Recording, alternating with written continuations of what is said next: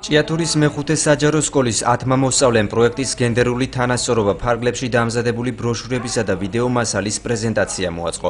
პროექტის ფარგლებში გამოვლინდა 8 საუკეთესო მოსწავლე. პროექტს გენდერი ჩემი თვალით სკოლებში ჭიათურის მუნიციპალიტეტის გამგეობის ადმინისტრაციული სამსახურის მთავარი სპეციალისტი გენდერულ საკითხებში ნინო შუკაკიძე ახორციელებს. პროექტი გენდერული თანასწორობა მომავალი სასწავლო წლიდან ჭიათურის სხვადასხვა საჯარო სკოლებში გაგრძელდება. მისი მიზანია მოსწავლეთა ცნობიერების ამაღლება გენდერულ საკითხებში.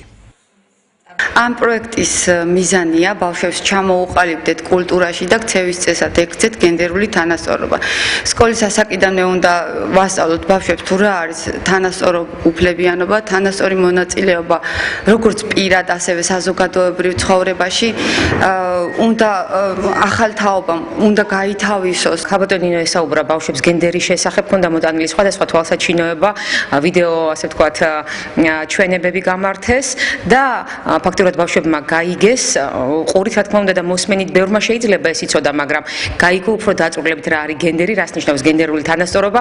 ძალიან აქტიური შეხვედრა იყო, საკმაოდ ხმაურიანი, აზრთა გაცვლა გამოცვლა. ჩავიტარდა გენდერულ თანასწორობაზე შემეცნებით გაკვეთილი, შედეგადაც გავაკეთეთ ორი ჯგუფი ვიყავით, გავაკეთეთ ბროშურა და ვიდეო, რომელიც ორივე საკმაოდ შემეცნებითი იყო.